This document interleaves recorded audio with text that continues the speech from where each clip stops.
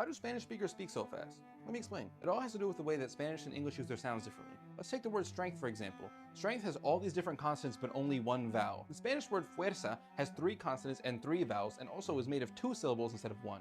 Consonants make up a lot less of the percentage of the time a syllable takes compared to vowels, and adding in each individual syllable adds a lot more time. So in the word strength, all of those consonants are in the same syllable. We can afford to take a long time to say the one syllable because it's only one syllable, whereas in the word fuerza they have to say things a lot faster because it's 2 syllables. And this does apply in general. Spanish words tend to be a lot longer than their English counterparts. Even looking at the related term in English force, we notice it only has 1 syllable and 1 vowel compared to fuerza's 2 syllables and 3 vowels. And that naturally lends itself to English having fewer syllables per second than Spanish. Spanish usually has around 8 or 9 syllables per second, whereas English tends to have around 6 or 7. And English-speaking ears tend to be optimized for hearing different consonants more than they are for hearing different vowels, because consonants are so much more important in English for determining meaning. To Spanish-speaking ears, on the other hand, vowels tend to remain very pure and consonants almost blend into vowels a lot of the time. So with English ears being attuned to slow syllables with indistinct vowels but lots of consonants, it's no wonder that when we listen to Spanish and we hear indistinct consonants, lots of pure vowels, and lots of very fast syllables, it can be harder for us to understand meaning. It goes the other way around too.